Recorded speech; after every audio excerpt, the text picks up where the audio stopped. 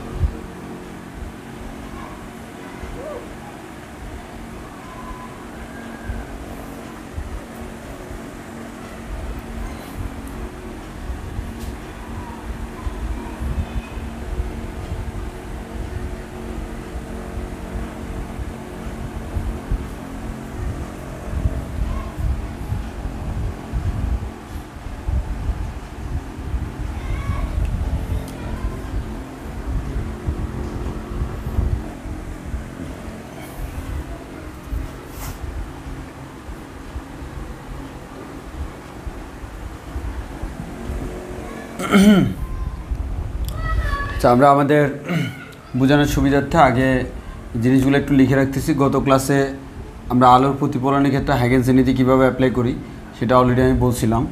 তো আজকের ক্লাসে আমরা সেটা একটু প্রমাণ করব। প্রমাণ করব বলতে এটা যে আলোর প্রতিফলন মেনে চলতেছে, আর এই নীতিটা অ্যাপ্লাই করলেও যে আলোর প্রতিফলন হয় বা মেনে চলে, সেই জিনিসটা আমরা আজকে দেখব।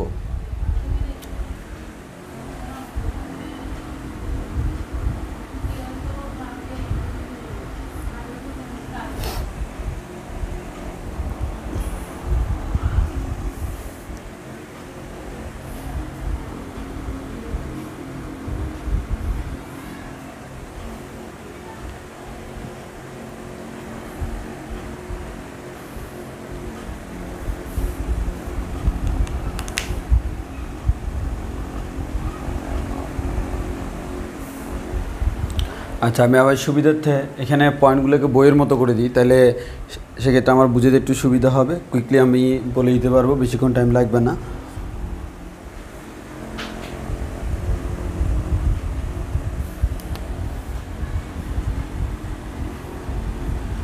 অর্থাৎ আমি জিওমেট্রিক্যাল কনফিগারেশনটা বই থেকে দেখে দেখে ডাইরেক্ট বলে দিব, এরপর বুঝাবো, তাহলে টানা বোঝানো হয়ে যাবে, বেশিক্ষণ টাইম লাগবে না। তোমরা একটু বাকি যারা আছে তাদেরকে একটু মেনশন করে দাও কুইকলি।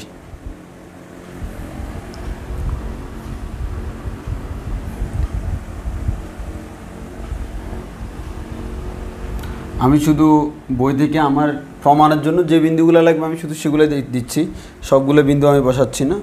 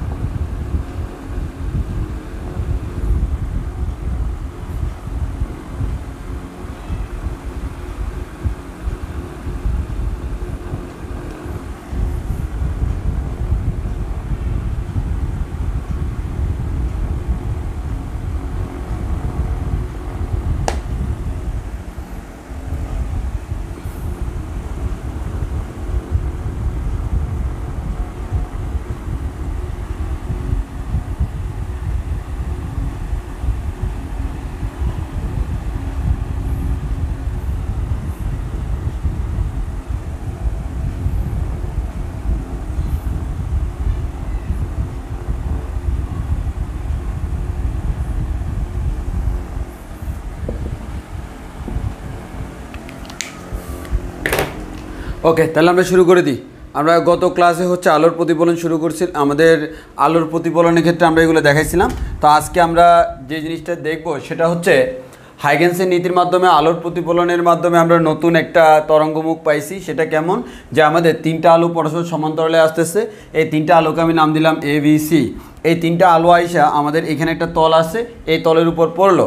তো এখন হচ্ছে এই তলের উপর যদি পড়ে, তিনোটার কিন্তু আপাতন কোণ সমান, প্রতিফলন কোণ সমান। এটাই স্বাভাবিক, কারণ তিনটে সমান্তরাল আলো। তো তাদের তরঙ্গমুখটা হচ্ছে এরকম ভাইয়া, এই যে এরকম, এটা আস্তে আস্তে সামনের দিকে আগাচ্ছে। কিন্তু ঝামেলা হচ্ছে এখানে পতিত হওয়ার পর প্রাথমিক ক্ষেত্রে এই রশ্মিটা বেঁকে গেল, এরপর কিছুক্ষণ পরে বি রশ্মিটা বেঁকে গেল, এর কিছুক্ষণ পরে সি রশ্মিটা বেঁকে গেল। তো আমাদের সাধারণত তরঙ্গমুখটা সামনের দিকে এভাবে অগ্রসর হচ্ছে, এভাবে অগ্রসর হতে হতে সামনের দিকে অগ্রসর হওয়ার কথা, কিন্তু এখানে যাওয়ার পরে আর অগ্রসর হতে পারেনি। সে অগ্রসর হইতে হইতে আমাদের এরকম হইতো, বাট হইতে পারেনি। কেন পারেনি? কারণ হচ্ছে আমাদের এখানে প্রতিফলিত হয়ে সে এদিকে চলে গেছে। যেহেতু একই মাধ্যমে, অতএব আমি বুঝতে পারতেছি তার অতিক্রান্ত দূরত্ব একই হবে, কারণ আমাদের একটা নির্দিষ্ট মাধ্যমে আলোর বেগ নির্দিষ্ট। এবার একটু খেয়াল করে দেখো, তাহলে আমি কি করলাম, এখন হচ্ছে আমার দেখা গেছে এই পয়েন্ট থেকে আলোটা এইদিকে যায় নাই, কিন্তু আমার এই তরঙ্গ মুখের জন্য এতটুকু ব্যাসার্ধ নিয়ে একটা বৃত্তচাপ আঁকা লাগতো। সে ব্যাসার্ধ নিয়ে আমি বৃত্তচাপটা এইদিকে আঁকলাম, যেহেতু সে এইদিকে যাচ্ছে। এখান থেকে এই পয়েন্টের পরে দিকে এসে ডিফ্লেকশন হয়েছে, তাহলে এতটুকু বৃত্তচাপ নিয়ে এখানে আঁকলাম, আর এই পয়েন্টটা এখানে আছে। তাদেরকে একসাথে করলে আমি নতুন একটা তরঙ্গমুখ পেয়ে গেলাম। এটা ছিল আমার প্রাথমিক তরঙ্গমুখ, আর এটা হচ্ছে আমার নতুন তরঙ্গমুখ। এই তরঙ্গটা, এই যে আমাদের আলোটা, সেটা আপতিত হলো এখানে একটা অবিলম্ব আঁকলাম। আপতিত রশ্মি অবিলম্বের সাথে যে কোণ উৎপন্ন করে তাকে বলে আপতন কোণ। এই আলোটা এইদিকে প্রতিফলিত হয়ে চলে গেল, তাহলে আপতিত রশ্মি এখানে যে কোণটা উৎপন্ন করে তাকে আমরা বলে হচ্ছে প্রতিফলিত রশ্মির, যেটা হচ্ছে আমাদের প্রতিফলন কোণ। তো আপতন কোণটা হচ্ছে আই, প্রতিফলন কোণটা হচ্ছে আর। এখন তোমাকে যে কাজটা করতে হবে সেটা হচ্ছে প্রমাণ করতে হবে যে আমাদের এখানে আই এবং আর সমান। কেন? এটা হচ্ছে আলোর প্রতিফলন। আমরা জানি আলোর প্রতিফলন মানেই হচ্ছে আপতন কোণ এবং প্রতিফলন কোণ সমান হবে। এখন তোমাকে জিওমেট্রিক্যালি প্রুভ করতে হবে আসলেই এখানে আই এবং আর সমান। তো আমি দেখি কিভাবে আই এবং আর সমান প্রমাণ করব। তো তুমি প্রথমে একটু খেয়াল করে দেখো, এখানে দুইটা আমি স্পেশাল ট্রায়াঙ্গেল দেখি। একটু স্পেশাল ট্রায়াঙ্গেলটা কি, আমরা যে তরঙ্গমুখ নিলাম একটা হচ্ছে ঢুকার সময় এই তরঙ্গমুখ কিন্তু আমাদের রেখার সাথে লম্ব, এই যে এটা। আবার বের হওয়ার সময় এই তরঙ্গমুখ এটাও রেখার সাথে লম্ব। এখন এই তরঙ্গমুখটা ভাই আমার এই ত্রিভুজে আছে, এই ত্রিভুজে আছে। আর আরেকটা তরঙ্গমুখ ভাই আমাদের এই ত্রিভুজে আছে। এখন একটু খেয়াল করো এই দুইটা ত্রিভুজের মধ্যে কি কি সুবিধা আছে আমি দেখি। এই কোণটা সমকোণ, এই কোণটাও সমকোণ। তাহলে আমি এই ত্রিভুজ আর এই ত্রিভুজ দুইটা ত্রিভুজ নিলাম। ত্রিভুজের নাম হচ্ছে AEF, AEF ত্রিভুজ। আর এটা হচ্ছে NFE কোণ, এই NFE, এই দুইটা ত্রিভুজ। এই দুইটা ত্রিভুজের এই কোণ আর এই কোণ সমান এক সমকোণ। তাহলে দুইটা কোণ সমান, স্বাভাবিক বলা যায়। ওকে ভাইয়া, তাহলে আমাদের দেখো এখানে বলে দিয়েছি EFA, আমাদের EAF আর আমাদের ENF, এই দুইটা কোণ কেমন? সমান এবং এক সমকোণ। কেন সমান? কারণ দুইটাই তো ভাই আমার এক সমকোণ, তাহলে দুইটাই সমান। ওকে, এবার আসো এরপর দেখো ভালো করে খেয়াল করো, AF সমান EN। ভালো করে খেয়াল করো, AF কোনটা ভাইয়া? এটা। EN কোনটা ভাইয়া? এটা। তোমাকে বলা হলো যে AF সমান EN। কেন AF সমান হচ্ছে আমাদের AF সমান আমাদের EN? কারণ আমরা জানি S equals to BT formula আমরা জানি। তো আমাদের এখান থেকে আমরা যে জিনিসটা বলতে পারি ভাইয়া, আমাদের এখান থেকে দেখো এই পয়েন্ট থেকে এই আলোটা আমাদের গেল আমাদের এতটুকু। ওকে, এই এতটুকু অতিক্রান্ত দূরত্ব আর এই পয়েন্ট থেকে এতটুকু অতিক্রান্ত দূরত্ব দুটো সমান। আর এটা যে কথা, এটাও তো সমান বৃত্তচাপ নিয়ে আঁকছি। কারণ এই দৈর্ঘ্য, আমার কথা হচ্ছে এই দৈর্ঘ্য আর এই দৈর্ঘ্য তো সমান। তো এই দৈর্ঘ্যটাই তো আসলে এদিকে না, আলো তো এদিকে যায় নাই, এই দৈর্ঘ্যটা আমি এদিকে নিচ্ছি, যার কারণে দুইটা আমার কী হয়ে গেছে? সমান হয়ে গেছে। কারণ আমরা জানি S equals to BT, যে আমাদের ওই পরিমাণ ব্যাসার্ধ নিয়ে হাইগেন্সের নীতি অনুযায়ী কী আঁকতে হয়? বৃত্তচাপ আঁকতে হয়। ভালো কথা। তাহলে আমাদের কোণ সমান, এই বাহু সমান। আবার দুইটা ত্রিভুজের মধ্যে দেখো, এই ত্রিভুজের আর এই ত্রিভুজের দুইটার মধ্যে এই যে এই বাহুটা, এটা হচ্ছে কমন বাহু, মানে সাধারণ বাহু। দেখো তো সাধারণ বাহু। তাহলে দেখো কোনো একটা দুইটা ত্রিভুজের মধ্যে দুইটা আমাদের একটা করে কোণ সমান, আবার দুইটা করে বাহু সমান। তাহলে এই দুইটা ত্রিভুজকে আমি কি বলবো? সর্বসম ত্রিভুজ। তাহলে আমরা বলতে পারি দুইটা ত্রিভুজ আমাদের পরস্পর সর্বসম। আর যেহেতু সর্বসম, বাকি কোণগুলোও সেম হবে। তাহলে আমি এখানে খুব সিম্পলভাবে একটা জিনিস বলে দিতে পারি, সেটা হচ্ছে কি, যেহেতু সর্বসম তাহলে AEF এই কোণটা, এই ত্রিভুজের এই কোণ, আর EFN মানে EFN এই ত্রিভুজের এই কোণ, এই দুইটা কোণ পরস্পর কেমন? সমান। এই ত্রিভুজের এই কোণ, এই ত্রিভুজের এই কোণ পরস্পর সমান। বুঝছি কিনা বলো? কেন সর্বসম? কারণ ভাইয়া আমি যদি বলি ভাইয়া এটা হচ্ছে আমার এই ত্রিভুজ, এই যে এটা হচ্ছে এই ত্রিভুজটা আর এটা হচ্ছে এই ত্রিভুজটা, আমি আলাদা করে আঁকলাম। তাহলে দেখতেছি ভাইয়া এই কোণ সমান, এই বাহু সমান, এই বাহু সমান, দুইটা সর্বসম। তাহলে আমি বুঝতেই পারতেছি এই কোণ আর এই কোণ সমান হবে, এই কোণ আর এই কোণ সমান হবে, শেষ। অর্থাৎ এটাকে ঘুরে এনে তুমি এটার উপর বসাই দিতে পারবা। তাহলে আমাদের এখান থেকে পাইলাম AEF কোণ সমান হচ্ছে EFN কোণ। কীভাবে পাইলাম? জিওমেট্রিক্যালি পাইলাম।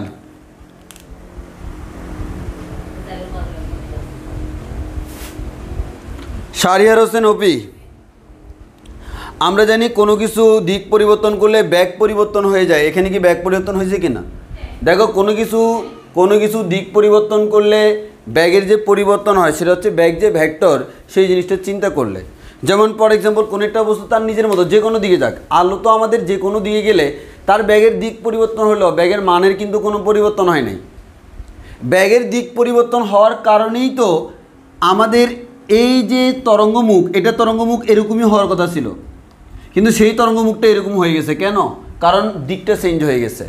কিন্তু ব্যাগের মান তো সেম, আলো তো একই ব্যাগে চলতেছে, কিন্তু একটু পরে প্রতিসরণ করব, প্রতিসরণে ভিন্ন মাধ্যমে যাবে, ভিন্ন মাধ্যমে আলোর ব্যাগটাও ভিন্ন, অতিক্রান্ত পথটাও ভিন্ন, কিন্তু সে তো একই মাধ্যমে আছে, রিফ্লেকশন হয়ে আবার আগের মাধ্যমে রিটার্ন আসছে, যেহেতু একই মাধ্যমে ব্যাগের মান সেম, সো আমাদের কোনো টেনশন নেই। ব্যাগের দিকটা তো আমরা কাউন্ট করছি, দিক কাউন্ট না করলে তো আমাদের এইটা তরঙ্গমুখটা এইদিকে আসতো না। দিক আমি কাউন্ট করছি, মানটাও আমি এখানে কাউন্ট করতেছি, মান তো আমাদের সেম থাকবে, আলো সমবেগে চলতেছে। এবার আসো এখানে, ভালো কথা। এখন তুমি খুব সিম্পল একটা জিনিস হচ্ছে কি জানো, এই যে এইদিকে দেখো, জিওমেট্রিক্যালি আমরা বলতে পারি, একটু ভালো করে খেয়াল করো তো, আমাদের টোটাল এই পয়েন্টটাকে মনে করো নাম দিলাম হচ্ছে বি। আচ্ছা তুমি সিম্পল চিন্তা করো তো, এই যে এই কোণটা, এই কোণটা কি এক সমকোণ না? এক সমকোণ না, 90 ডিগ্রি তো? জি ভাইয়া। এই কোণটার ভিতরে যদি এটা আঁকি, দ্যাট মিনস এখানে আমার দুইটা কোণ আছে, এটা হচ্ছে এ ই বি, এ ই বি, আরেকটা হচ্ছে বি ই এ, আরেকটা হচ্ছে বি ই এ। একটু খেয়াল করো তো, এই দুইটা কোণ যদি যোগ করি, যোগফলটা নিশ্চয়ই এক সমকোণ হবে, স্বাভাবিক ভাই। এই টোটাল অ্যাঙ্গেলটা হচ্ছে এক সমকোণ, টোটালটা হচ্ছে এক সমকোণ, এটার ভিতরে কোণ আছে দুইটা, মানে এক কথায় এটা এক সমকোণ। এখানে একটা এরকম রেখা আছে, এই এক সমকোণকে আমি দুই ভাগে ভাগ করছি, তাহলে এই কোণ প্লাস এই কোণ সমান এক সমকোণ। ওকে, এবার আসো একইভাবে এখানে যে একটা লম্বটা আনি, এটাও তো এক সমকোণ। যদি এটা আমার এক সমকোণ হয়, তাহলে আমি বলতে পারি এই কোণ প্লাস এই কোণ দুইটা যোগফল এক সমকোণ। জি ভাই, এই যে এই দেখেন, এটা যদি লম্ব হয়, এই তলের উপর লম্ব না? জি ভাই, তলের উপর লম্ব। তাহলে এই যে এই রেখাটার কারণে এই কোণ আর এই কোণ উৎপন্ন হলো না? এই দুইটা কোণ এক সমকোণ না? এই কোণটাকে বিই এ কোণ, তাহলে বলতে পারি বিই এ কোণ প্লাস এ ই এফ কোণ, এ ই এফ কোণ সমান এক সমকোণ। মানে জাস্ট এটা যে আমাদের এই কোণ আর এই কোণ দুইটা মিলে এক সমকোণ। আবার আমি যদি এই রেখা আর এই রেখা চিন্তা করি, এই যে এটার জন্য এই কোণ আর এই কোণ মিলে এক সমকোণ, তাহলে আমি একটা কথা বলতে পারি, এই দুইটার সমষ্টি আর এই দুইটার সমষ্টি সেম। হ্যাঁ, সেটাই লিখলাম, এই দুইটার সমষ্টি প্লাস এই দুইটার সমষ্টি সমান, মানে এক সমকোণ। তাহলে দেখো বিই এ কাটাকাটি গেল, তাহলে আমরা বলতে পারবো এটা সমান এটা। আর এ ই বি যাকে বললাম, এ ই বি, এটা অ্যাকচুয়ালি কোন কোণ? আপাতন কোণ, আইনা? জি ভাইয়া। তাহলে আমরা বলতেছি এ ই বি বলা যে কথা, এ ই এফ বলাও সেম কথা, ইকুয়েশন থেকে বুঝলাম। আর এটাকে আমি বলতেছি আপাতন কোণ আই। ওকে, এবার আসি পরেরটা। যদি আসি আমরা এইদিকে আসি, এইদিকে হলে আমরা কি বলতে পারি? তুমি সিম্পল চিন্তা করো, এ ট্রায়াঙ্গেলে চিন্তা করো, এইদিকে চিন্তা করলে আমাদের কি হচ্ছে, আবার হুবহু সেমভাবে চিন্তা করব। তাহলে আমি এখানে বলতে পারবো এন ই বি, দেখো এই যে এটা হচ্ছে এন, এটা হচ্ছে ই, এটা হচ্ছে আমাদের বি। এই যে একটু কমপ্লেক্স হয়ে গেছে চিত্রটা, মানে এক কথায় তুমি দেখো এন ই বি, এই যে এই অংশটা চিন্তা করতেছি, মানে প্রতিসরণ কোণটা নেওয়ার জন্য, প্রতিসরণ আপাতত আপাতন কোণের জন্য চিন্তা করছি, আর প্রতিসরণ কোণের জন্য এই কোণটা plus plus N E F এই কোণটা। তাহলে আমার একটু খেয়াল করে দেখো, মানে জিনিসটা হচ্ছে এরকম, এই যে এই কোণটা হচ্ছে আমাদের আর প্রতিসরণ কোণ, এটা প্লাস এটা কত? এক সমকোণ না? হ্যাঁ, সেটাই করলাম, N E B plus N E F সমান এক সমকোণ। একইভাবে আমরা বলতে পারি ই এফ এন, এই যে এটা হচ্ছে ই এফ এন, আর এটা হচ্ছে এন ই এফ, এই দুইটা যোগফল এক সমকোণ। কেন এক সমকোণ? কারণ দেখো ভাইয়া, এই কোণটা আর এই কোণটা এই ত্রিভুজের একটা কোণ যদি এক সমকোণ হয়, ত্রিভুজের দুই কোণের সমষ্টি কত? 180, তিন কোণের সমষ্টি কত? 180 ডিগ্রি। তার মধ্যে এই কোণটা 90, এর মানে বাকি দুইটা মিলেও 90 না? জি ভাইয়া। তাহলে আমরা বলতে পারি এই দুইটা মিলেও 90, যোগ করে দিলাম। এরপরে এন ই এফ কাটাকাটি গেল, তাহলে আমার থাকে এন ই বি সমান ই এফ এন, আর এটাকে আমরা বলতেছি প্রতিসরণ কোণ আর। ভালো কথা। এখন দেখো একেবারে শুরুতে আমরা প্রমাণ করে দিয়েছিলাম এ E F R E F N সমান। এটাই হচ্ছে এ ই এফ যাকে বলতেছে আপাতন কোণ, এটাকে বলতেছি ই এফ এন যাকে বলতেছে প্রতিসরণ কোণ। এই দুইটা কোণ যদি সমান হয় তারা তো আপাতন আর প্রতিসরণ কোণের সমান। হ্যাঁ, এর মানে আই সমান আর, শেষ। এটাই হচ্ছে আমাদের প্রমাণ আর কি। প্রমাণটা আমাদের খুব বেশি লাগে না, বেসিকটা জেনে রাখলে ভালো। প্রমাণের বেসিকটা জেনে রাখলে ভালো। জিওমেট্রিক্যাল যেগুলো একটু বিরক্তিকর, এই জিওমেট্রিক্যালি প্রমাণ করে দিলাম যে আমরা আসলে এখানে আই এবং আর পরস্পর সমান হবে। এর মানে হাইগেন্সের নীতি ব্যবহার করে আমরা আলোর প্রতিফলনটা ব্যাখ্যা করতে পারি। হাইগেন্সের নীতি ব্যবহার করে আলোর প্রতিফলন ব্যাখ্যা করতে পারি। আর প্রতিসরণের ক্ষেত্রে জিওমেট্রিক্যাল প্রমাণ আমি দেখাবো না, হোমওয়ার্ক থাকবে। তবে প্রতিসরণের ক্ষেত্রে চিত্রটা চেঞ্জ হবে। তুমি কিভাবে প্রতিসরণের ক্ষেত্রে চিত্রটা আঁকবে সেটা আমি কনসেপ্টটা ব্যাখ্যা করে দিব, কিন্তু আমরা জিওমেট্রিক্যাল প্রমাণটা তোমরা নিজেরা করে নিবা। সেক্ষেত্রে তো বুঝতে পারতেছো সাইন আই এবং সাইন আরের অনুপাত যদি প্রমাণ এটা তুমি করতে পারো তাহলে কাজ শেষ।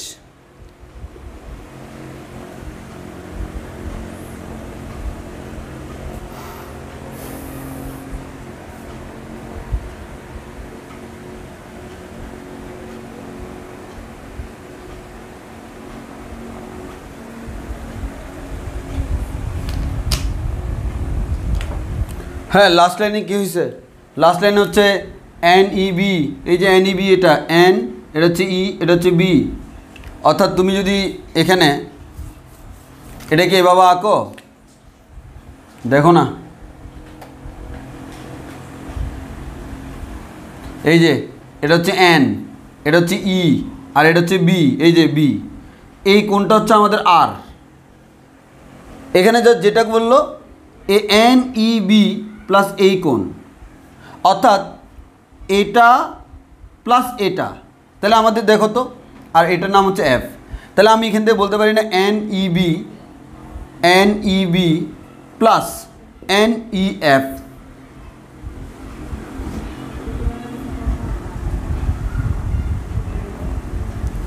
ওরে, আমি এন ই ডি লিখি না, আমি বি লিখছি।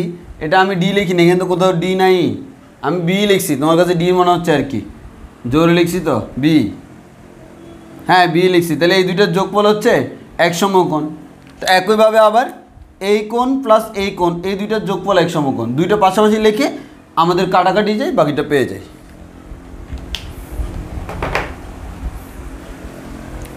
এবার আসে আলোর প্রতিসরণ। আলোর প্রতিসরণ করলে আমাদের ঝামেলার মানে এই আলোর প্রতিসরণের ব্যাপারটা একটু ভালো করে বুঝতে হবে যে আমাদের আলোর প্রতিসরণের ক্ষেত্রে কি হয়। তো আলোর প্রতিসরণের ক্ষেত্রে তোমাকে জানতে হবে আমাদের কোন মাধ্যমে আলোর বেগ সবচেয়ে বেশি? অবশ্যই শূন্য মাধ্যমে। তাহলে অন্য মাধ্যমে আলোর বেগ অন্তত শূন্য মাধ্যমের তুলনায় কি কম। তাহলে আমরা বলতে পারি শূন্য মাধ্যমে আলোর বেগ সবচেয়ে বেশি এবং অন্য মাধ্যমে আলোর বেগ শূন্য মাধ্যমের থেকে একটু কি হয়, কম হয়। আবারও বলতেছি, শূন্য মাধ্যমে আলোর বেগ সবচেয়ে বেশি আর অন্য মাধ্যমে আলোর বেগ শূন্য মাধ্যমের থেকে কি হয়, কম হয়। তো আমরা সিম্পল যদি চিন্তা করে দেখি তাহলে দেখো, আমি আঁকতেছি, এটা হচ্ছে হালকা মাধ্যম বা বায়ু মাধ্যম মনে করো, যেখানে আলোর বেগ সবচেয়ে বেশি, আর এটা হচ্ছে ঘন। তো আমি বলতে পারি এটা হচ্ছে এ মাধ্যম এ, এটা বি মাধ্যম। এ মাধ্যমে আলোর বেগ সি এ, বি মাধ্যমে আলোর বেগ বি সি বি। এবং আমি বলেই দিলাম হালকা মাধ্যমে আলোর বেগ বেশি, C A is greater than C B. তাহলে আমাদের হালকা মাধ্যমে আলোর বেগ বেশি। তাহলে টি সময়ে হালকা মাধ্যমে অতিক্রান্ত দূরত্ব S1 সমান CAT। টি একই সময়ে ঘন মাধ্যমে অতিক্রান্ত দূরত্ব S2 সমান CBT। এখন আমাকে বলো S1 এবং S2 এর মধ্যে কে বড় নাকি দুইটা সমান? S1 এবং S2 এর মধ্যে কে বড় কে ছোট একটু আমাকে কমেন্টে বলো। যে আমি বলেই দিছি হালকা মাধ্যমে আলোর বেগ সবচেয়ে বেশি, ঘন মাধ্যমে আলোর বেগ আনুপাতিক হারে কম।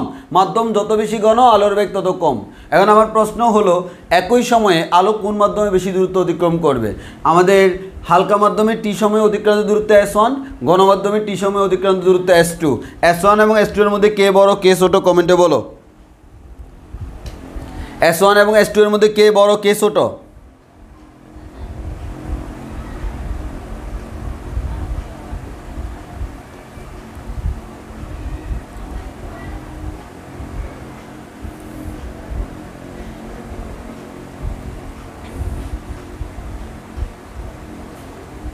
ওকে, S1 is greater then S2। ভালো কথা। তাহলে আমাদের S1 এর মানটা হচ্ছে S2 থেকে কি বড়, S1 এর মানটা S2 থেকে বড় কেন, আমাদের বড় কেন? কারণ ভাই CA যেহেতু বড়, হালকা মাধ্যমে ব্যাগ বেশি, এর মানে 5 মিনিটে আমার যত বেশি ব্যাগ আমি তত দ্রুত যেতে পারবো। তাহলে আমাদের হালকা মাধ্যমে আলো একই সময় বেশি দূরত্ব অতিক্রম করে, গণমাধ্যমে কম দূরত্ব অতিক্রম করে। এবার আসলে আমরা আলোর প্রতিসরণের ক্ষেত্রে আমাদের কি হয় একটু দেখি। এটা যেহেতু আমরা বুঝছি, এবার প্রতিসরণের কনসেপ্টটা খুবই ইজি হবে তোমাদের জন্য।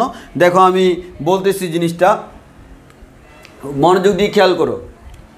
আমি আমি 3টা আঁকতেছি না, তোমাদের সুবিধাতে 2টা আঁকতেছি, কারণ 2টা আঁকলে চলে। তো এটা হচ্ছে আমার মনে করো ঘনমাধ্যম, এটা হচ্ছে আমার ঘনমাধ্যম, আর এটা হচ্ছে আমাদের হালকা মাধ্যম। হালকা মাধ্যম থেকে 2টা আলো ঘনমাধ্যমে আপতিত হবে। তো হালকা মাধ্যম থেকে 2টা আলো ঘনমাধ্যমে যদি আপতিত হয়, একটা আলো আপতিত হলো এখানে, আরেকটা আলো আপতিত হলো এখানে। বেশি ডানে দিয়ে দিলাম নাকি?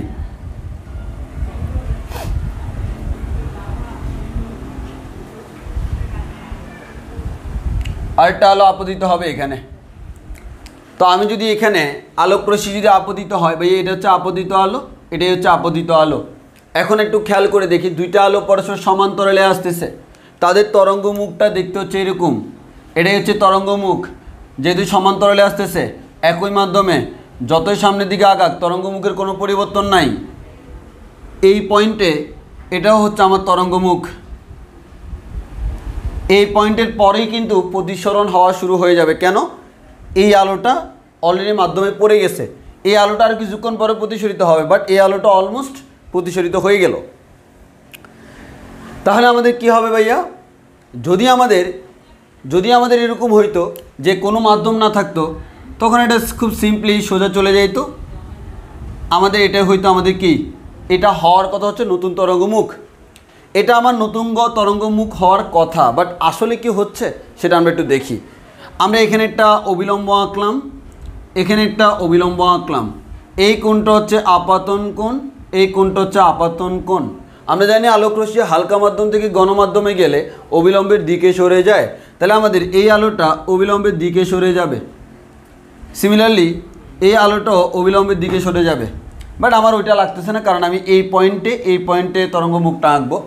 তো আমার ওই কারণে এটা আমার খুব একটা প্রয়োজন নেই। এখন আমার কথা হচ্ছে ভালো করে খেয়াল করো, এই আলোটা এখান থেকে এখানে আসতে তার সময় লাগছে টি সেকেন্ড। টি সেকেন্ডে তার অতিক্রান্ত দূরত্ব CAT। এখন আমার কথা হচ্ছে সেকেন্ড যে আলো, সে কিন্তু এই যে দেখো, ও যখন এখানে, ও তখন এখানে, ও যে এই দূরত্বটা অতিক্রম করলো, সময় লাগছে টি সেকেন্ড। তো আমরা তো জানি এটার সমান ব্যাসার্ধ নিয়ে আমার কি করতে হয়, বৃত্তচাপ আঁকতে হয়। একই সময়ে যদি মাধ্যম সেম হইতো, এই আলোটা কিন্তু এখানে যাওয়ার কথা, এই আলোটা এখানে যাওয়ার কথা, মানে এতটুকু দূরত্বে যাওয়ার কথা, কিন্তু যাচ্ছে না। 2টা কাজ হচ্ছে, একটা হচ্ছে সে তার দিকটাকে চেঞ্জ করে ফেলছে, আরেকটা হচ্ছে এই মাধ্যমে সে গেল কতটুকু, এতটুকু।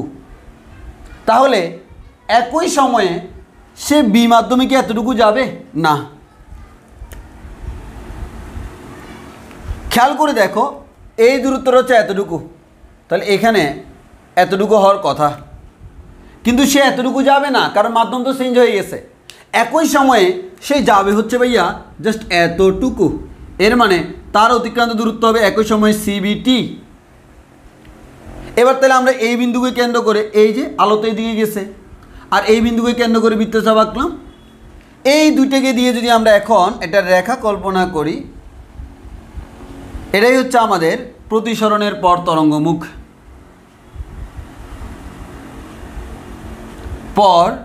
তরঙ্গমুখ। একইভাবে যদি আমার আরও একটা আলো আসতো, এই আলোটা যদি আসতো, ভালো কথা, এই আলোটা এখান থেকে এখানে গেল আমার এই মাধ্যমে, আর এখান থেকে এখানে যাওয়ার সময় সে গেল এই মাধ্যমে এতটুকু আমার বৃত্তচাপ আঁকতাম। এখন প্রশ্ন হলো তুমি কেমনে বুঝতে পারবে এতটুকু? ওটা সিম্পল ব্যাপার সেবার। মনে করো আমি ধরে নিলাম ও এ মাধ্যমে গেল T1, এ মাধ্যমে গেল T2, তাহলে তার অতিক্রান্ত দূরত্বটা কত হইতো? এ মাধ্যমে T1 প্লাস বি মাধ্যমে T2, এটাই হচ্ছে টোটাল ওই যে আমাদের এটাই হচ্ছে তার টোটাল অতিক্রান্ত দূরত্ব। তো মেইনলি তো আমাদের এটা এরকমই হবে, তাহলে আমাদের এরকম হইতো। আর এটা আমরা গেস করে এঁকে ফেলতে পারি, কেন? কারণ এই বিন্দু জানি আর এটাও জানি, দুইটা জানলে আমি স্ট্রেট লাইনে আঁকলে বাকিগুলো এটার মধ্যে পড়বে, এরকম যতগুলো আলো যাক। তাহলে আমরা এই যে জেনে গেলাম যে কীভাবে আমাদের আলোর প্রতিসরণের ক্ষেত্রে তরঙ্গমুখ আসতেছে। তাহলে দেখো এটাই ছিল আমাদের প্রতিসরণের আগে, আর প্রতিসরণের পর এটা পাইলাম। যেহেতু এটা পাইলাম, এবার আলোক রশ্মি তো আমার এদিকে গমন করতেছে, এরকম আরও এরকম অনেকগুলো পাবো। অর্থাৎ প্রতিসরিত হলে আমাদের যে তরঙ্গমুখগুলো কেমন হয় সেটা জেনে গেলাম। আর এটা জিওমেট্রিক্যালি প্রমাণ করে স্নেলের সূত্র বের করবে, এটা তোমাদের হোমওয়ার্ক বই দিয়ে করে নেবা। বলো আমরা একটু বুঝছি কিনা? একটু বুঝলে আমরা নতুন কনসেপ্টে চলে যাই, আমরা এখানে আর বসে থাকতে পারবো না, আমাদের মেইন কনসেপ্টে আমরা চলে যাই। আলোর প্রতিসরণ পড়াবো, আমরা ব্যতিচার পড়াবো, ব্যতিচারে চলে যাই। তো ব্যতিচারটাই হচ্ছে অধ্যায়ের জন্য মোস্ট ইম্পর্টেন্ট একটা কনসেপ্ট। সেই ব্যতিচার থেকে প্রশ্ন হওয়ার সম্ভাবনা খুব বেশি, ম্যাথও আছে।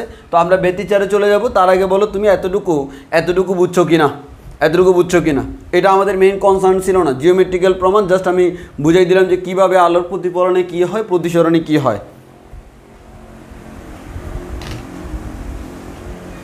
এটা প্রমাণটা তোমরা বই থেকে দেখে নিবে, জিওমেট্রিক্যাল প্রমাণটা দেখে রাখা ভালো, যদিও আসার খুব একটা চান্স নেই।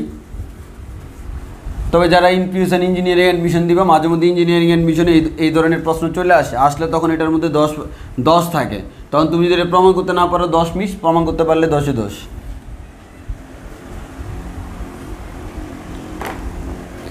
আচ্ছা, এবার সবচেয়ে ইম্পর্টেন্ট জিনিস, আলোর ব্যতিচার।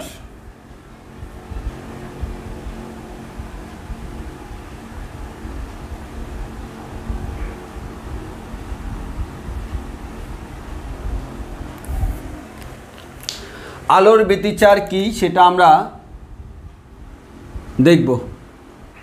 অলরেডি আমরা ফার্স্ট ইয়ারে পড়ছিলাম শব্দের ব্যতিচার, তরঙ্গ অধ্যায়ের মধ্যে শব্দের ব্যতিচার পড়ছিলাম। ঠিক সেম কনসেপ্ট এখানে অ্যাপ্লাই হবে, যেহেতু এগুলো তরঙ্গের ক্ষেত্রেই আমাদের লাগে। ওই কারণে প্রাথমিকভাবে তোমাকে আলোর ক্ষেত্রে দুটো জিনিস জেনে রাখতে হবে। একটা হচ্ছে তরঙ্গের উপরিপাতন, তরঙ্গের উপরিপাতন নীতি, তরঙ্গের উপরিপাতন জানতে হবে। আর আরেকটা জিনিস হচ্ছে সুসংগত উৎস কি সেটা জানতে হবে, সুসংগত উৎস। এই দুইটা জিনিস তোমাকে প্রথমে জানা থাকতে হবে। তরঙ্গের উপরিপাতন এবং সুসংগত উৎস, এই দুইটা জিনিস জানবো। এই দুইটা জিনিস যখন জানবো, এর উপর বেস করে আমরা আলোর ব্যতিচার পড়ব।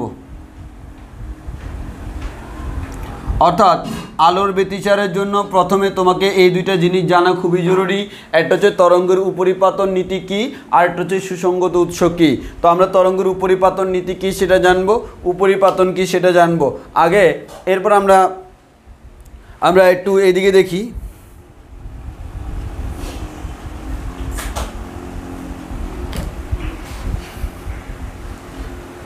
আমরা এদিকে দেখি হচ্ছে শব্দের ব্যতিচার। শব্দের ব্যতিচারটা আসলে তোমরা ফার্স্ট ইয়ারে পড়ছিলে। শব্দের ব্যতিচারের ক্ষেত্রে যে জিনিসটা হয়, দুইটা শব্দ যদি এট এ টাইম উৎপন্ন হয়, এখানে একটু ভিন্নতা আছে, জাস্ট মেইন কনসেপ্ট সেম।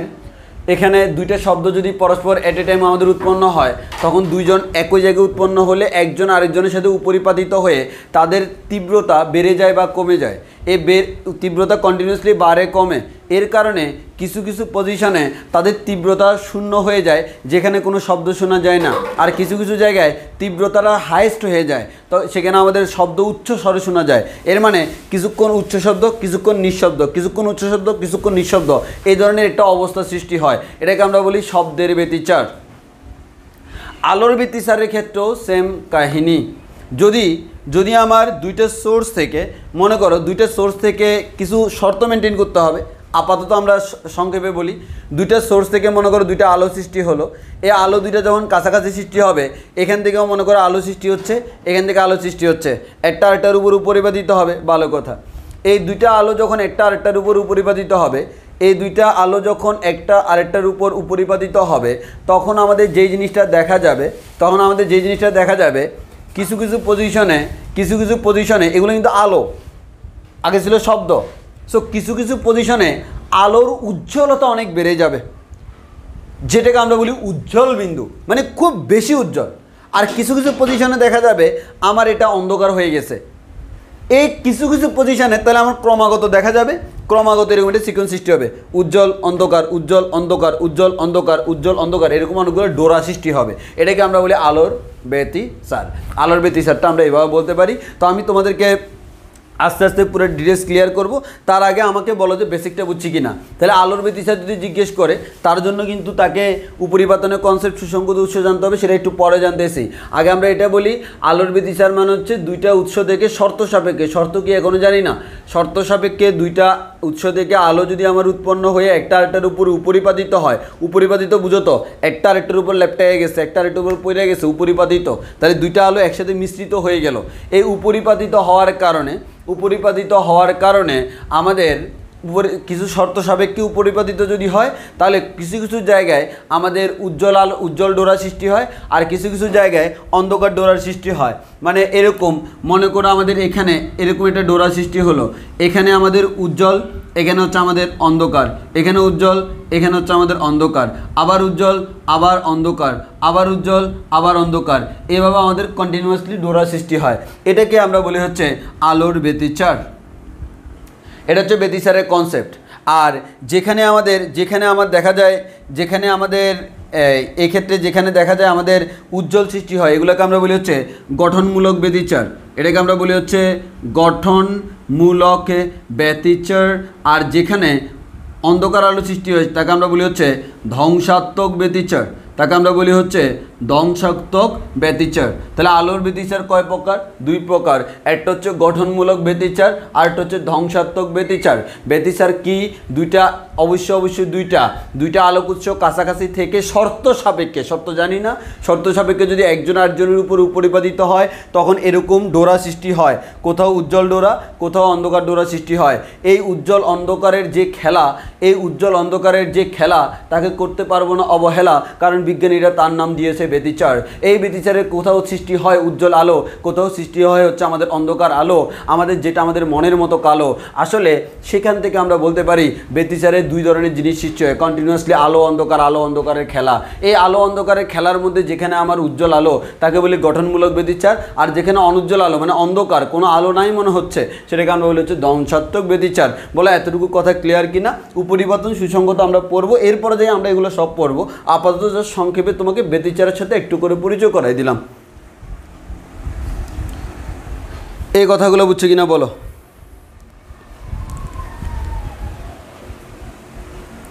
এই কথাগুলো বুঝে থাকলে এবার আমরা সামনের দিকে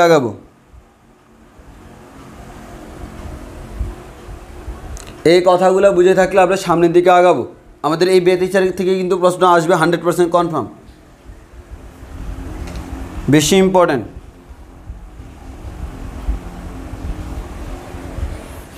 ওকে, এবার আসো তোমাকে প্রথমে তরঙ্গের উপরিপাতনে নিয়ে যাই।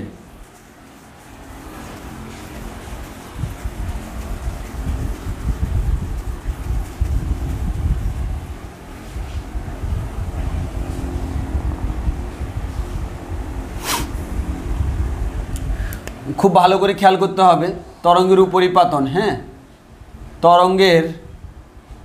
তরঙ্গের উপরিপাতন খুবই ইন্টারেস্টিং জিনিস, বুঝতে পারতেছো? একটার উপর আরেকটা পড়ে যাবে, ল্যাপটায় যাবে, দুজন মিশ্রিত হয়ে যাবে, দুজনের মধ্যে অনেক কিছু হয়ে যাবে, নতুন করে অনেক কিছু সৃষ্টি হবে। এটাকে আমরা বলতেছি তরঙ্গের উপরিপাতন।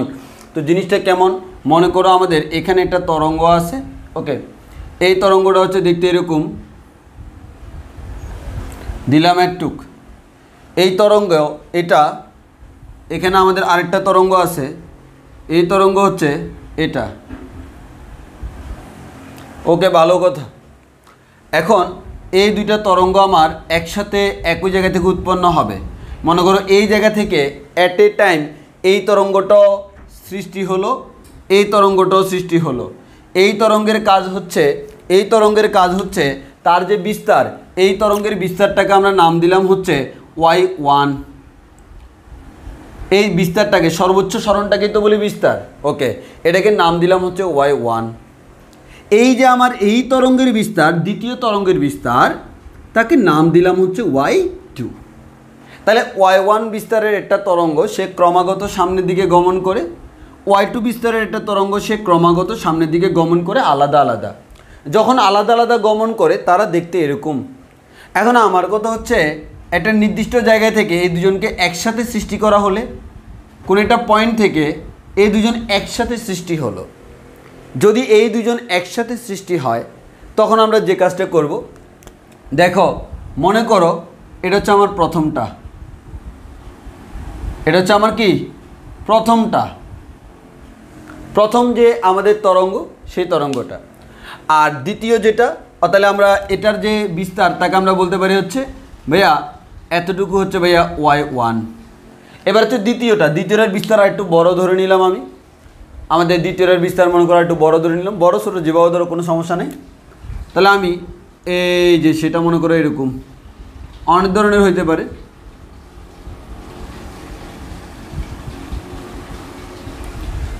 তাহলে দেখে এই দুজন তরঙ্গ যখন একসাথে যাবে, একসাথে যখন মিশ্রিত হয়ে যাবে, তখন কিন্তু তোমরা এটা মনে করিও না আমার এটা এটার মতো এটা এটার মতো যাবে না। একই স্থানে যখন দুইজন একসাথে যাইতে গেছে তখন দুইজনের মধ্যে কম্বিনেশন হয়ে গেছে। এই যে কম্বিনেশন হয়ে গেল এটাকে আমরা বলি তরঙ্গের উপরিপাতন। এবার আসো আমি যদি বলি ভাইয়া এটার যে এই কোণাটা যে সরণ, আমাদের এটার যে সরণ এটাকে আমরা বলি y2। আচ্ছা সরি, আরেকটা ইম্পর্টেন্ট কথা, এখানে শুধু বিস্তারটা y1 না, এর যে কোনো সরণটাকে আমরা নাম দিচ্ছি y1, যে কোনো সরণকে আমি নাম দিচ্ছি কি y1 y2। সর্বোচ্চ সরণটাকে তো আমরা বিস্তার বলবো, বিস্তারটা হচ্ছে আমার a, বিস্তার a জাস্ট আমাদের এটাকে বলতেছি y1, বিস্তারটা তো আমার a হবে, এটার বিস্তার a1 মনে করো, এটার বিস্তার মনে করো a2, আর আমাদের সরণটাকে আমরা নাম দিচ্ছি y2। এক এক জায়গায় সরণ এক এক রকম, এখানে এতটুকু এখানে এতটুকু এরকম। এখন একটু ভালো করে খেয়াল করে দেখো, তুমি যদি কোনো একটা নির্দিষ্ট পজিশনে চিন্তা করো ভাইয়া এখানে আমাদের দেখেন এটার সরণ y1 উপরের দিকে এতটুকু, ঠিক সেম পজিশনে এটার সরণ y2 উপরের দিকে এতটুকু। তাহলে কি সরণের দিক একই দিকে, সরণ একটা ভেক্টর রাশি, ভেক্টর রাশির ক্ষেত্রে একই দিকে হলে কি হয় লব্ধির মান যোগফলের সমান। তাহলে এই দুজন মিলে দুইটাকে যোগ করলে কত হয় এতটুকু, এর মানে এই তরঙ্গটা এতটুকু উপরে উঠে যাবে। এর মানে দেখো তারা আমার ছিল এরকম, তাদের উপরিপাতিত তরঙ্গটা হয়ে যাবে এরকম, মানে বুঝছো তো বিস্তার বেড়েই যাবে। এবার যে আমাদের তাদের যে সরণটা, এই সরণটা হবে y1 প্লাস y2। তাহলে আমরা একটা কথা বলতে পারি, এটাকে আমরা বলতেছি হচ্ছে y। তাহলে আমরা বলতে পারছি তরঙ্গ যখন দুইটা তরঙ্গ যখন একই জায়গা থেকে একই সময়ে উৎপন্ন হয়ে একজন আরেকজনের উপর উপরিপাতিত হবে, তখন দুইজনে সংমিশ্রিত হয়ে নতুন একটা তরঙ্গ সৃষ্টি করবে। তরঙ্গদ্বয় যখন একই দশায় মিলিত হয়, একই দিকে মানে আমার একই রকম দশায় মিলিত হবে, তখন তাদের বিস্তারটা বেড়ে যায়, সরণটা বেড়ে যায়। তাহলে আমার একই দিকে হলে যোগ হবে আর বিপরীত দিকে হলে কি হবে বিয়োগ হবে। তাহলে আমাদের এক্ষেত্রে আমরা বলতে পারি লব্ধি তরঙ্গ যেটা পাবো এটা হচ্ছে লব্ধি তরঙ্গ। ওই লব্ধি তরঙ্গের ক্ষেত্রে সরণটা হবে y = y1 প্লাস y2। এবার যদি তারা এভাবে আমাদের মিলিত না হয়ে বিপরীত দশায় মিলিত হয়, বিপরীত দশায় বলতে কেমন, এই যে মনে করো এখানে তুমি চিন্তা করো, এখানে মনে করো একটা তরঙ্গ এভাবে উৎপন্ন হলো। এবার তুমি দেখো এটা একটা তরঙ্গ, এটা একটা তরঙ্গ, তুমি যখন এই পয়েন্টে চিন্তা করবা এটা হচ্ছে y2 এর মান, ঠিক সেম পয়েন্টে এটা হচ্ছে y1 এর মান, এটা উপরের দিকে এটা নিচের দিকে। তখন স্বভাবতই তুমি বুঝতেই পারতেছ দুইটার সরণটা বিপরীতমুখী, তখন আমরা বলতে পারবো লব্ধি তরঙ্গের বিস্তারটা হচ্ছে y = y2 মাইনাস y1, যেটা বড় সেটা থেকে ছোটটা বিয়োগ করতে হবে, এর মানে বিয়োগ হচ্ছে, এর মানে বিস্তার কমে যাচ্ছে। তাহলে আমরা বলতে পারি দুইটি তরঙ্গ যদি উপরিপাতিত হয়, তারা যদি সমদশায় মিলিত হয় তখন y = y1 প্লাস y2 হয়। আর যদি তারা বিপরীত দশায় মিলিত হয় তখন y = আমরা বলতে পারি y1 মাইনাস y2 হয়। আগে এটা বুঝছি কিনা বলো, y1 মাইনাস না y1 ডিফারেন্স দিয়ে দিই, বড়টা থেকে ছোটটা বিয়োগ করব। তাহলে আগে এতটুকু ক্লিয়ার কিনা আমাকে বলো, এই অংশটা ক্লিয়ার কিনা যে আমার দুইটি তরঙ্গ আমার থাকলো, ওই দুটি তরঙ্গ যদি একসাথে একই জায়গা থেকে উৎপন্ন হয়ে একজন আরেকজনের উপর আপতিত হয়, এটাকে আমরা বলি উপরিপাতন। এই উপরিপাতনের ফলে নতুন যে তরঙ্গ উৎপন্ন হবে তাকে বলি লব্ধি তরঙ্গ। এই লব্ধি তরঙ্গের তরঙ্গের ক্ষেত্রে সরণটা হবে বা বিস্তারটা হবে বাকি দুইটার বিস্তারের যোগফলের সমান, আর আমাদের যদি বিপরীত দশায় থাকে তাহলে বিয়োগফলের সমান। আগে বলে এটা বুঝছে কিনা, যে লব্ধি সরণটা এটা হচ্ছে আমাদের, এটা হচ্ছে এই যে ওয়াইটা হচ্ছে এ ওয়াই হচ্ছে আমাদের কি লব্ধি সরণ। লব্ধি সরণ হবে যোগফলের সমান, লব্ধি সরণ হবে বিয়োগফলের সমান। যোগফলের সমান বিয়োগফলের সমান কিসের উপর ডিপেন্ড করবে? দিকের উপর। সমদশা বললে যোগ করব, বিপরীত দশা বললে বিয়োগ করব। সমদশা বললে যোগ করব, বিপরীত দশা বললে বিয়োগ করব। এখন একটু খেয়াল করে দেখো, তাহলে আমরা সিম্পলি বুঝে গেলাম ভাই আমার দুইটি ভিন্ন ভিন্ন তরঙ্গ যদি এভাবে মিলিত হয়, এক দিকে মিলিত হলে এক কাহিনী, বিপরীত দিকে মিলিত হলে আরেক কাহিনী। এবার আমি তোমাকে বললাম যে মনে করো তুমি যে দুইটা তরঙ্গ উৎপন্ন করতেছ, দুইটা তরঙ্গের বিস্তার সেম। মনে করো এরকম ভাইয়া একটা তরঙ্গ এরকম, আরেকটা তরঙ্গ আছে এটাও হুবহু এরকম। এবার কি দুইজনের সরণ সেম না? তাহলে এবার লব্ধি তরঙ্গ যেটা, লব্ধি তরঙ্গটা দেখতে এরকম হয়ে যাবে। এবার দেখো এটার জন্য যদি আমি বলি ওয়াই, লব্ধি তরঙ্গ হয়ে যাবে টোয়াইজ ওয়াই, কারণ আমরা জানি ওয়াই প্লাস ওয়াই সমান টোয়াইজ ওয়াই। এর মানে আমি কি বলতে পারি লব্ধি তরঙ্গের বিস্তার দ্বিগুণ হয়ে যাবে। জি ভাইয়া। তাহলে সমবিস্তারের দুটি তরঙ্গ যদি সমদশায় আপতিত হয়, লব্ধি তরঙ্গ দ্বিগুণ হয়ে যাবে, যাকে আমরা বলি হচ্ছে সর্বোচ্চ পরিমাণ বিস্তার। বিস্তার হাইয়েস্ট হয়ে যায়, অনেক বেশি বিস্তার হয়ে যায়, ডাইরেক্ট দ্বিগুণ হয়ে যায়। এবার আসো, যদি ঠিক তারাই যদি বিপরীত দশে মিলিত হয়, একটা হচ্ছে এটা আরেকটা হচ্ছে এটা, হুবহু সেম, বিপরীত দশে মিলিত হলে এটার মান এদিকে যত, এটার মান এদিকে তত, যোগ করলে আনসার শূন্য। কারণ বীজগাণিতিক সমষ্টি মানে একদিক হলে যোগ, বিপরীত দিক হলে বিয়োগ। এক্ষেত্রে লব্ধি তরঙ্গের বিস্তার, লব্ধি তরঙ্গের কী হবে? এরকম হবে শূন্য। এটা হচ্ছে লব্ধি তরঙ্গ। তাহলে আমি দেখতেছি এক্ষেত্রে ওয়াইয়ের মান হচ্ছে আমাদের ওয়াই মাইনাস ওয়াই সমান 0 হয়ে যাচ্ছে। তাহলে আমি দেখতেছি কি এই ক্ষেত্রে এই যে আসল কাহিনী হচ্ছে এটা, এক্ষেত্রে দেখো এটার বিস্তার যদি এ হয়, লব্ধি তরঙ্গের বিস্তার হয়ে যাচ্ছে টোয়াইজ এ। আর এই ক্ষেত্রে দুইটার বিস্তার যদি এ হয়, লব্ধি তরঙ্গের বিস্তার হয়ে যাচ্ছে 0। কথা ক্লিয়ার কিনা? কথা ক্লিয়ার কিনা? আমাদের দেখা যাচ্ছে দুইটা তরঙ্গ যদি আমাদের সমবিস্তারের দুটি তরঙ্গ যদি একই দশায় মিলিত হয়, তাদের বিস্তার সর্বোচ্চ হয়ে যায়, দ্বিগুণ হয়ে যায়, আর বিপরীত দশায় মিলিত হলে আমাদের 0 হয়ে যায়। তাহলে কোনো একটা জায়গায় যদি দুইটা আলো এরকমভাবে মিলিত হয়, তাহলে তুমি বুঝতেই পারছো সেক্ষেত্রে তুমি খুবই উজ্জ্বল পাবা। আর এরকমভাবে মিলিত হলে আলোর কোনো আর বিস্তারই নেই, এর মানে কোনো উজ্জ্বলতা নাই, তখন আমি কোনো আলো দেখবো না। এটাকে আমরা বলতেছি উজ্জ্বলতা, এটাকে আমরা বলতেছি অন্ধকার। আপাতত উপরিপাতনের এই কনসেপ্টটা বুঝছে কিনা? মেইন কনসেপ্ট হচ্ছে এটাই, একই দিকে হলে যোগ, বিপরীত দিকে হলে বিয়োগ। এটা হচ্ছে উপরিপাতনের মেইন কনসেপ্ট।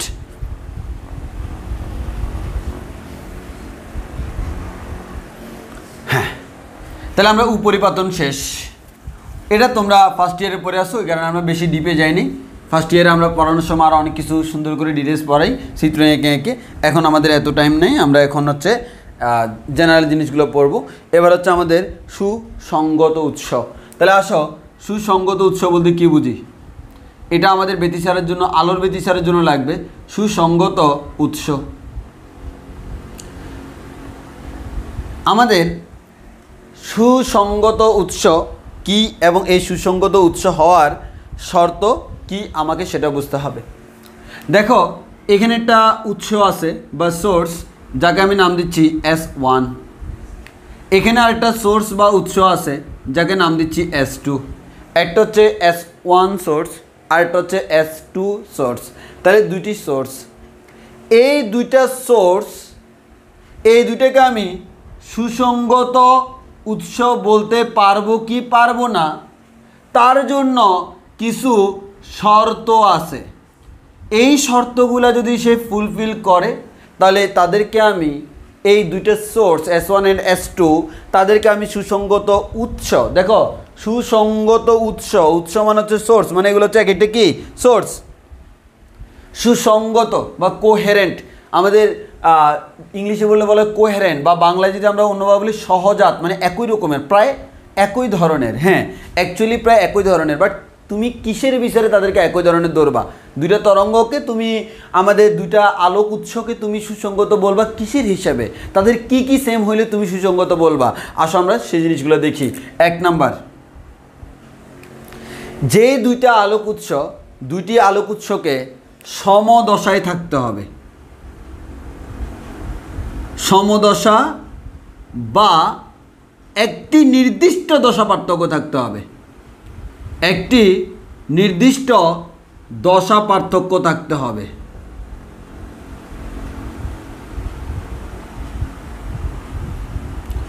দশা বলতে তোমরা জানো, দশা বলতে আমরা কোনকেই বুঝি আসলে অ্যাকচুয়ালি, যে কি পরিমাণ দশা পার্থক্য আমরা সেই জিনিসটা দেখব।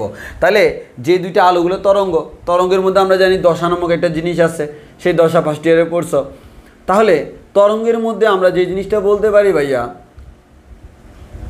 আমার দুইটা উৎসকে সুসঙ্গত উৎস বলার 1 নাম্বার ব্যাপারটা হচ্ছে ওই দুইটা উৎস একই দশায় থাকতে হবে। সামহাউ তারা একই দশায় নাই, তাহলে তাদের মধ্যে একটা নির্দিষ্ট দশা পার্থক্য থাকতে হবে। দেখো, নির্দিষ্ট দশা পার্থক্য মানে এই দশা পার্থক্য আর চেঞ্জ হওয়া যাবে না। মনে করো আমাদের দুইটার মধ্যে এতটুকু দশা পার্থক্য আছে, মনে করো দুইটার মধ্যে দশা পার্থক্য হচ্ছে 5/2। কিছুক্ষণ পর একজনের দশা একটু বেড়ে গেল, তাহলে আরেকজনের দশাও সমহারে বেড়ে যাবে। অর্থাৎ তারা এমনভাবে চলবে যাতে করে দশা পার্থক্যটা সেম থাকে।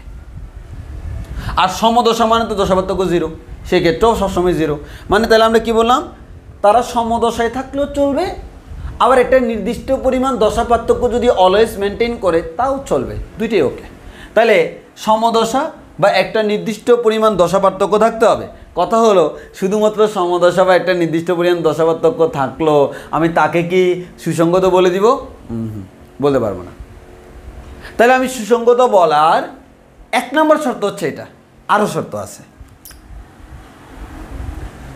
তাহলে আমাদের আরও শর্ত কি? যে আমাদের আরও শর্ত হচ্ছে যে দুইটা সোর্স বা উৎস থেকে আলো নির্গত হচ্ছে, এই সোর্স থেকে যে আলোটা নির্গত হচ্ছে এটা তরঙ্গ, এটা তরঙ্গ, এই দুইজনের যে তরঙ্গ দৈর্ঘ্য এটা λ1 আর λ2, এই দুইটা সমান হইতে হবে।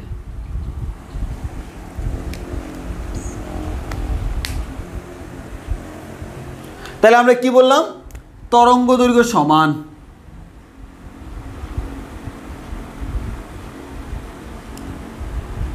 বা মতান্তরে বলা হয় প্রায় সমান। কারণ 100% সেম পাওয়াটা খুব টাফ, সেক্ষেত্রে একেবারে কাছাকাছি হইলেও চলে। 100% একবারে সমান আসলে পাওয়াটা সম্ভব না। তাহলে আমাদের তরঙ্গ দৈর্ঘ্য সমান বা প্রায় সমান হতে হবে। এই দুইটা শর্ত যদি দুইটা উৎসের মধ্যে থাকে তখন আমি তাকে বলবো তারা সুসঙ্গত উৎস। এদের কি সমদশায় আছে বা নির্দিষ্ট দশা পার্থক্য আছে? জি আছে। তরঙ্গ দৈর্ঘ্য কি সমান? না, সুসঙ্গত না। তরঙ্গ দৈর্ঘ্য সমান, হ্যাঁ, দশা সমদশাও নাই, নির্দিষ্ট দশা পার্থক্য নাই, সুসঙ্গত না।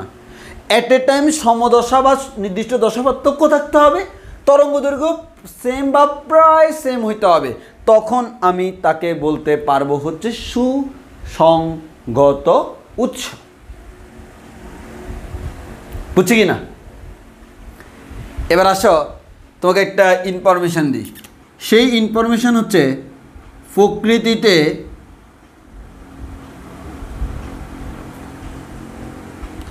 দুইটি সুসঙ্গত উৎস পাওয়া অসম্ভব।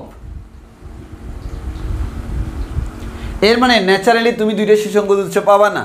তুমি চিন্তা করলা বাজার থেকে আমি একই ব্র্যান্ডের একই ধরনের দুইটা লাইট আনলাম, এই দুইটা আলো মনে হয় সব সেম, সব চিন্তা করে লাভ নেই। এই দুইটা জিনিস চিন্তা করতে হবে। ওদেরকে আমরা সুসঙ্গত বলতে পারবো না। যদি আমি ওদেরকে সুসঙ্গত বলতে পারতাম, আমাদের বাসা বাড়িতে লাইট জ্বালাইলে দেখা যেত ব্যতিচার উৎপন্ন হচ্ছে। আসলে সেটা কেন হয় না, তার কারণ হচ্ছে প্রকৃতিতে সুসঙ্গত উৎস বলতে কোনো কিছু নাই। তাহলে ব্যতিচারের কনসেপ্টের জন্য কী করব? সুসঙ্গত উৎস বানাই নিব। সুসঙ্গত উৎস কী করব? বানাই নিব। সুসঙ্গত উৎস বানাইতে হবে। কিভাবে বানাবো? আমার একটা উৎস আমার কাছে আছে, ওই উৎসটাকে যদি খুব মনোযোগ দিয়ে খেয়াল করো, একটা উৎস আমার কাছে আছে, ওই উৎসটাকে যদি আমি দুইটা ভাগে বিভক্ত করে ফেলি, দেখো আমার বাজার থেকে এই লাইট আর এই লাইট আনলাম, একই ব্র্যান্ডের দুই ধরনের সেম, সুসংগত উৎস বলতে পারবো না, পার্থক্য আছেই, এটা খুবই সেন্সিটিভ।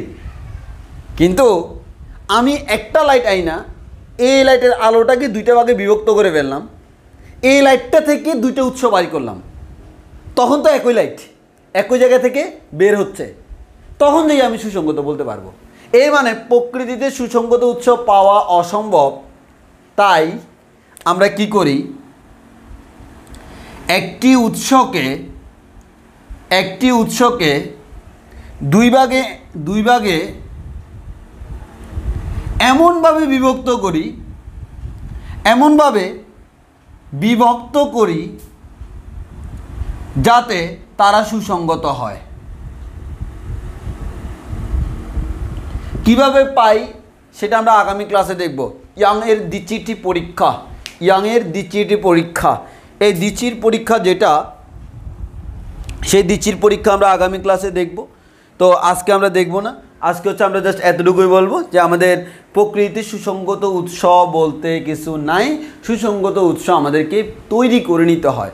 প্রকৃতিতে কখনো সুসংগত উৎস পাওয়া সম্ভব নয়, সুসংগত উৎস আমাদেরকে কী করতে হয়, তৈরি করে নিতে হয়। সুসংগত উৎস তৈরি করে নিতে হয়। এখন তাহলে কেমনে তৈরি করব সেটা পরের বিষয়, বাট আমার কথা হচ্ছে সামহাও আমার সুসংগত উৎস লাগবে। অলরেডি আমি সুসংগত উৎস কি জানলাম। এবার আমাকে বলো সুসংগত উৎস নিয়ে তোমাদের কোনো কোয়েশ্চেন আছে কিনা, সুসংগত উৎস নিয়ে তোমার কোনো কোয়েশ্চেন আছে কিনা, থাকলে তুমি কোয়েশ্চেন করতে পারো।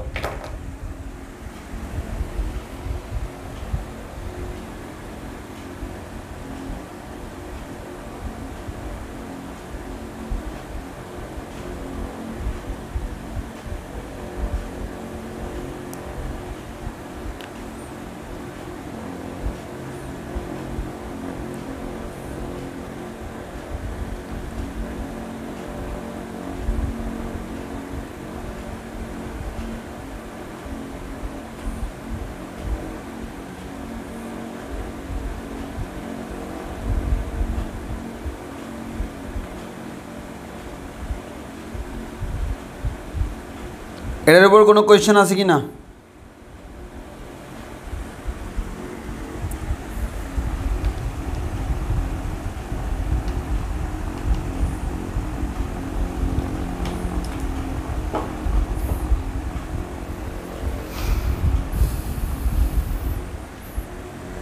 ওকে, এবার তাহলে আমি ব্যতিচারের সংজ্ঞা দিয়ে দিই। আমরা ব্যতিচারের সংজ্ঞা দিয়ে দিই।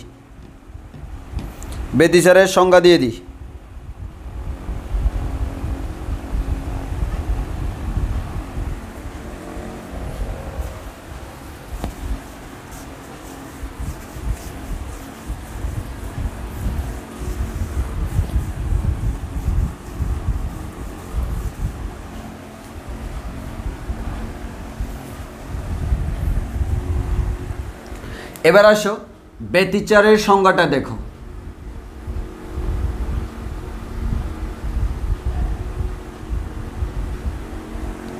ভালো করে খেয়াল করো, এটা তোমাকে খুব মনোযোগ দিয়ে বুঝতে হবে। আমরা একটু চিত্রের মতো করে দেখব। আমাদের একটা সোর্স হচ্ছে S1 আর একটা সোর্স হচ্ছে S2। এটা একটা সোর্স বা উৎস, এটা আরেকটা সোর্স বা উৎস। এই যে দুইটা সোর্স বা উৎস, এই দুইটা সোর্সকে এক নাম্বার কথা হচ্ছে সুসংগত হইতে হবে। তাহলে ব্যতিচারের এক নাম্বার শর্ত হচ্ছে সুসংগত হইতে হবে। আর সুসংগত হইলে কী হইতে হবে সেটা আমরা আগেই দেখছি। তাহলে এক নাম্বার কথা হচ্ছে তাদেরকে সুসংগত হতে হবে।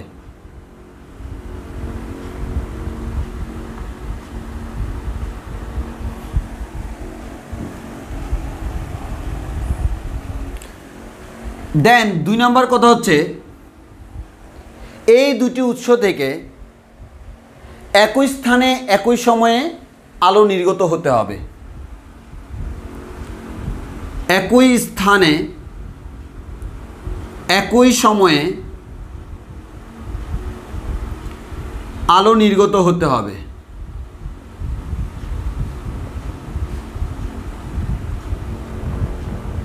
তুমি একটা সুসংগত উৎসকে রাখলা হচ্ছে, তুমি আমাদের একটা সুসংগত উৎসকে রাখলা ঢাকা, আরেকটাকে রাখলা টাঙ্গাইল, হবে তো না?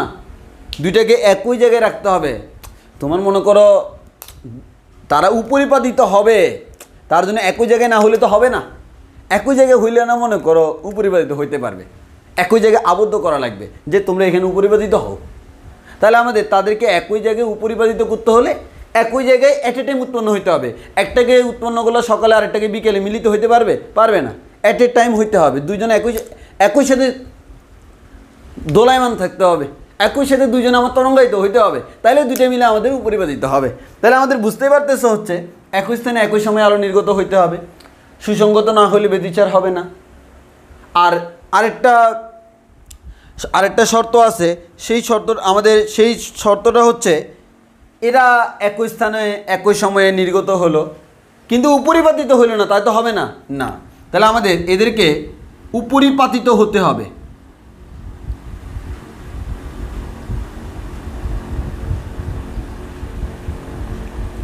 এবার সে যদি এই শর্তগুলো মেনটেন করে উপরিপাতিত হয়, তাহলে দেখা যায় কোনো কোনো স্থানে আলোর তীব্রতা সর্বোচ্চ হয়, আবার কোনো কোনো স্থানে আলোর তীব্রতা হ্রাস পায়। তাহলে এটা করলে কি হয়, আলোর যে তীব্রতা এই আলোর তীব্রতার হ্রাস বৃদ্ধি ঘটে। আলোর তীব্রতা এটা কোথাও হ্রাস পায়, কোথাও বৃদ্ধি পায়। আলোক তীব্রতার হ্রাস বৃদ্ধি ঘটে, এই যে আলোক তীব্রতার ক্রমাগত হ্রাস বৃদ্ধি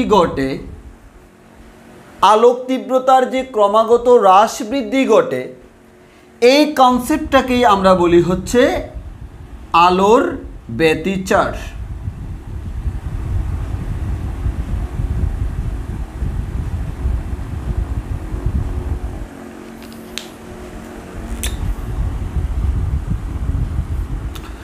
তাহলে বুঝছি কিনা দেখো, আমার দুইটা সোর্স থাকতে হবে, দুইটা সোর্সের তাদেরকে সুসংগত হইতে হবে, একই স্থানে একই সময়ে দুইটা সোর্স থেকে আলো নির্গত হইতে হবে, ওই দুইটা আলোকে উপরিপাতিত হইতে হবে। যদি এই শর্তগুলো মেনটেন করে তারা উপরিপাতিত হয়, তাহলে এই দুইজন আলোর সম্মিলনের কারণে যে আমাদের লব্ধি তরঙ্গ উৎপন্ন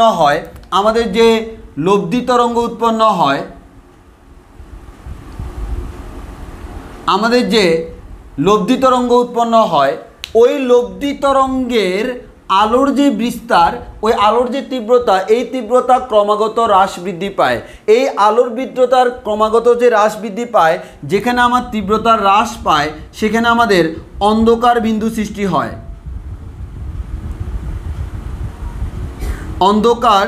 অন্ধকার বিন্দু সৃষ্টি হয়।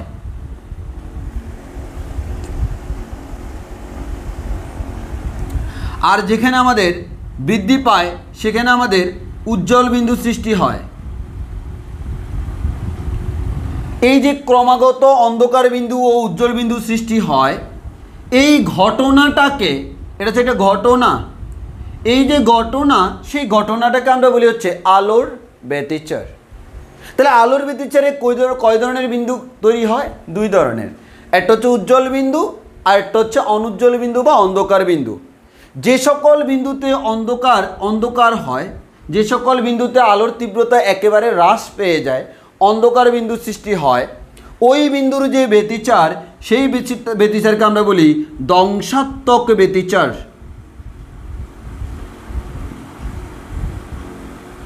মানে আলোটা ধ্বংস হয়ে গেছে। আর যে সকল বিন্দুতে উজ্জ্বল বিন্দু সৃষ্টি হয়, ওই সকল ক্ষেত্রে ব্যতিচারকে আমরা বলি হচ্ছে গঠনমূলক ব্যতিচার।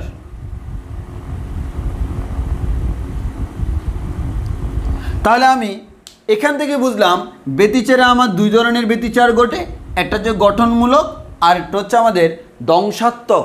তাহলে আমরা এখান থেকে বুঝলাম ব্যতিচার আমার দুই প্রকার। আমাদের এখান থেকে আমরা বলতে পারি ব্যতিচার আমার দুই প্রকার, একটা হচ্ছে আমাদের গঠনমূলক আর একটা হচ্ছে ধ্বংসাত্মক। তাহলে ব্যতিচার আমাদের দুই প্রকার, একটা হচ্ছে গঠনমূলক ব্যতিচার আর একটা হচ্ছে ধ্বংসাত্মক ব্যতিচার। এই দুই ধরনের ব্যতিচার আমাদের পাওয়া যায়। তাহলে ব্যতিচার দুই প্রকার, একটা হচ্ছে গঠনমূলক ব্যতিচার আর একটা হচ্ছে ধ্বংসাত্মক ব্যতিচার। ব্যতিচার তৈরি হওয়ার জন্য শর্ত কি? দুটো উৎস থাকতে হবে, ওই দুটো উৎসকে সুসংগত হইতে হবে, একই সময়ে একই জায়গায় আলো নির্গত হয়ে উপরিপাতিত হইতে হবে। যদি এই কাজটা হয় তাহলে আমাদের তাদের যে লব্ধি তরঙ্গ সৃষ্টি হয়, সেই লব্ধি তরঙ্গের যে আলোর তীব্রতা, এই তীব্রতা হ্রাস বৃদ্ধি হয় ক্রমাগত। যেখানে হ্রাস হয় সেখানে অন্ধকার বিন্দু সৃষ্টি হয়, যেখানে বৃদ্ধি হয় সেখানে উজ্জ্বল বিন্দু সৃষ্টি হয়। এই যে ঘটনা, ক্রমাগত হ্রাস বৃদ্ধি ঘটনা, এটাকে আমরা বলি আলোর ব্যতিচার। এবং এই আলোর ব্যতিচারে দুই ধরনের বিন্দু সৃষ্টি হয়। যেখানে অন্ধকার বিন্দু তাকে বলি, ওই ধরনের ব্যতিচারকে বলি ধ্বংসাত্মক ব্যতিচার, আর যেখানে উজ্জ্বল তাকে আমরা বলি হচ্ছে গঠনমূলক ব্যতিচার। ওই কারণে আমরা ব্যতিচারকে দুই ভাগে ভাগ করি, একটা হচ্ছে গঠনমূলক আর একটা হচ্ছে ধ্বংসাত্মক। ম্যাথ করার সময় তোমাকে জিজ্ঞেস করা হয় এই পজিশনে কোন ব্যতিচার গঠিত হয়, তখন তোমাকে ক্যালকুলেশন করে বের করতে হয়। আমরা ইনশাআল্লাহ সামনে শিখাবো। এতটুকু বুঝলেই ওকে আজকের ক্লাস। এতটুকু বুঝছি কিনা বলো? এতটুকু কনসেপ্ট আমাদের ফুল ক্লিয়ার কিনা বলো? এতটুকু কনসেপ্ট ফুল ক্লিয়ার কিনা? যদি ক্লিয়ার হয় তাহলে আমরা আগামী ক্লাসে পুরো ব্যতিচার শেষ করাই দিব। আগামী ক্লাসে আমরা ফুল ব্যতিচার শেষ করাই দিব।